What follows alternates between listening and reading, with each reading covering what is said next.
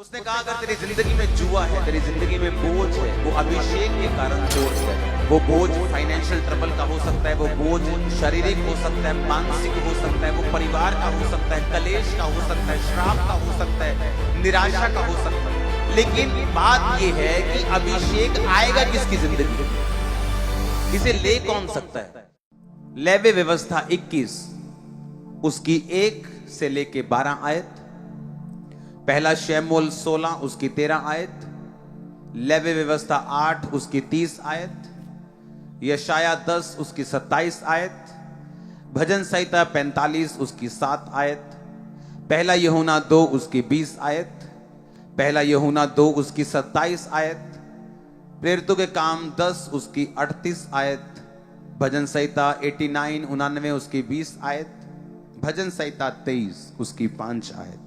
मैं पढ़ूंगा पहले भजन संहिता 45 उसकी 7 आयत से शुरू करूंगा। तूने धर्म से प्रीति और दुष्टता से बैर रखा है, इस कारण परमेश्वर ने, हां तेरे परमेश्वर ने तुझको तेरे साथियों से अधिक हर्ष के तेल से अभिषिक्त किया है। अब पवित्र आत्मा जब आता है, बाइबल ये कहती है कि आपको परमेश्वर अभिषेक से भरता है।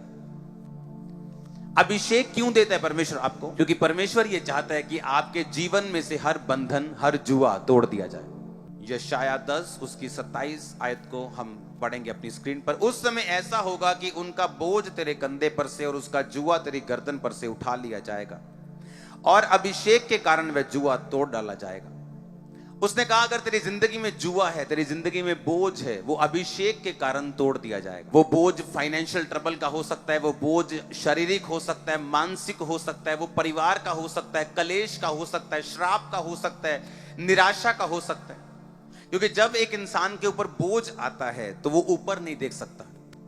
जैसे गांव में अगर पट्टे लेके जाने वाली जो औरतें, जब वो पट्टे लदे जाती हैं तो किसी से बात नहीं करती, अगर कोई बुलाए भी तो ऐसे ही बात करती है, गर्दन को स्टिल करके, इधर उधर नहीं देख पाती। उसी तरह से जब बोझ आपके दिल में होता है, जब एक जुआ आपके दिल पे होता है कि लेडी तो अच्छी है, सुनो मेरी बात, बहुत ध्यान से इसे सुनना। एक औरत जो है वो सही है, मान लो उसका कैरेक्टर भी ठीक है, वो सुंदर भी है, कैरेक्टर भी है, सब कुछ राइट है, लेकिन फिर भी अपनी मैरिड लाइफ में वो संघर्ष करे, ये जुआ है, ये बंधन है, ये कर्स है।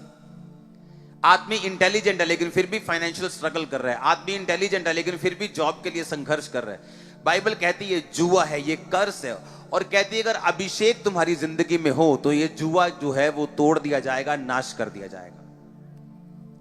मेरी जिंदगी में जब मैं बीमार था, जब